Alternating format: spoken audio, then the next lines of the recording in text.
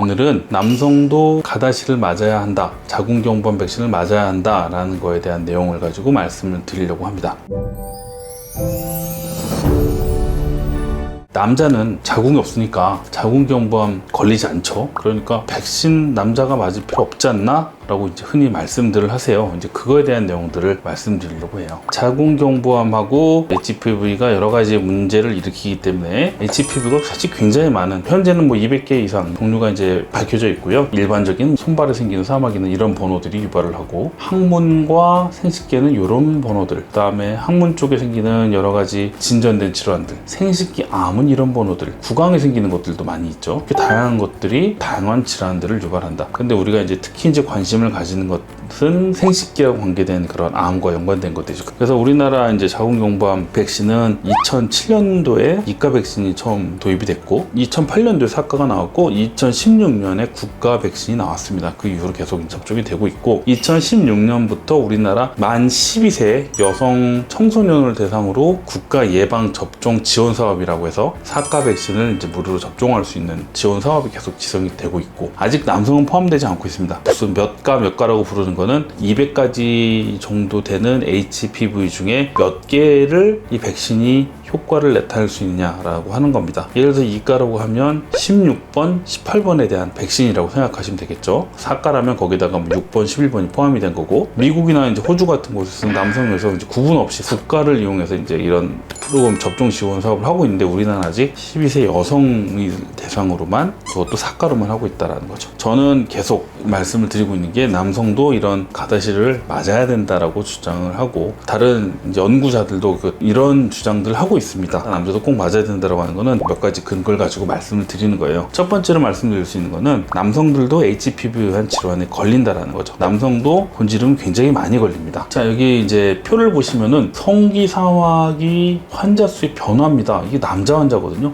물론 이제 홍보가 많이 돼서 검사를 많이 하고 신경을 많이 쓰기 때문에 많아지는 것도 있겠지만, 그만큼 남자 곤지름 환자 수가 굉장히 많아지고 있다. 남성들도 이런 HPV에서 이제 힘들어하고 있다. 그래서 이런 예방적인 조치가 필요하다. 이 다음 표는요, 어떤 내용이냐면, 여러 치료 방법이 있어요. 다른 방법들이 있는데, 그 중에 레이저를 이용한다든가, 수술적으로 절제를 한다든가, 냉동 치료를 한다든가, 수술적인 치료 방법의 비율입니다. 여성이 물론 절대적인 그런 수는 더 많지만, 이런 수술적인 치료를 받아야 되는 그런 케이스는 여성은 큰 변화가 없잖아요. 서서히 늘어나고 있는데, 남성들은 이런 수술적인 치료를 받는 경우가 굉장히 많고, 그만큼 고통도 많이 따르고 비용도 많이 든다라는 얘기죠. 그렇기 때문에 남성도 HPV에 대한 대책을 세워야 된다라고 말할 수 있는 겁니다. 남성에서도 HPV에 의한 암이 많이 증가하고 있습니다. HPV는 자궁경부암으로 유명하죠. 그 외에 이제 뭐 항문암, 두경부암도 일으킬 수가 있는데, 남성의 경우에는 특히 두경부암이 굉장히 문제가 되고 있어요. 표를 보시면은 여성에서 이제 HPV에서 암으로 진행된 걸 보면 자궁경부암이 47%,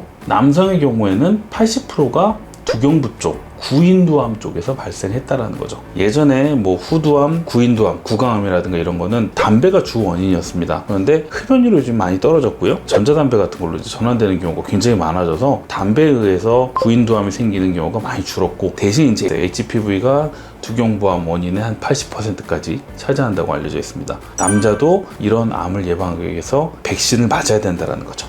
여성의 경우에는 자궁경부암을 미리 발견하기 위한 검사가 존재합니다. 팝스메어라고 하는데, 이게 오랫동안 아주 잘 시행이 되고 있고, 정기검진을 계속 진행이 되면서 충분한 데이터나 이런 게 축적이 돼 있고, 뭐 신뢰도 굉장히 높습니다. 반면에 남자에 주로 걸리는 구인두암 같은 경우에는 미리 선별을 검사, 스크리닝 검사를 할 수 있는 게 없어요. 그래서 질환이 늦어지는 경우가 많습니다. 그래서 이거에 대한 뭐 대책도 물론 세워야 되겠지만, 가장 좋은 방법은 이런 암을 예방을 미리 하는 수단이 제일 중요하다고 보는 거죠. 마땅히 발견되는 방법이 제대로 구축된 게 없으니 지금으로서는 예방하는 게 최선이다. 그래서 이제 이런 게 이제 남성들도 자궁경부암 백신을 맞아야 된다라고 말씀드릴 수 있는 근거가 되는 거죠. 또 한 가지 말씀드릴 수 있으면, 집단 면역을 위해서 필요하다라고 말씀드릴 수 있습니다. 집단 면역이라는 개념이 있는데요. 이게 이제 코로나 팬데믹 때 많이 알려진 개념이에요. 전염성을 가진 질환의 경우에는 전체 인구의 일정 수준 이상이 질환에 대해서 항체를 가지고 있으면 더 이상 질환이 유행하지 않는다는 겁니다. 예를 들어서 코로나 백신을 전 국민의 70% 정도가 맞았다고 하면 이제 더 이상 전파가 잘 되지 않는다. 왜냐면 전파를 계속 시켜야 되는데 전파가 되다가 차단되고 차단막이 생긴다라는 거죠. 그래서 전반적으로 전파가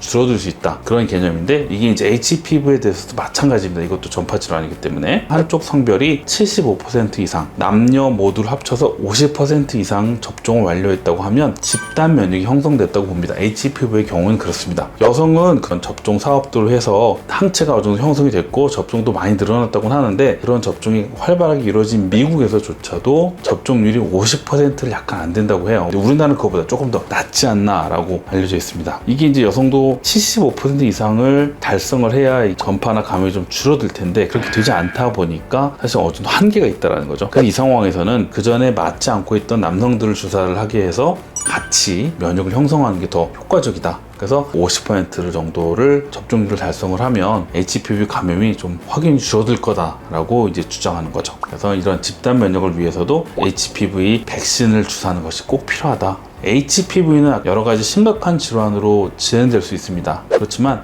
확실한 예방 수단도 있고 치료 수단도 있기 때문에 적극적으로 대처만 잘 하시면 이런 위험을 피할 수 있는 그런 질환입니다. 너무 걱정하실 거 없고 관심 가지시고 잘 조치만 취하시면 될 것 같아요. 남성의 경우에도 자궁경부암 예방 백신, 가다시나 서바릭스 같은 그런 주사를 꼭 맞는 거를 권해드립니다. 시청해주셔서 감사합니다. 오늘 여기까지입니다.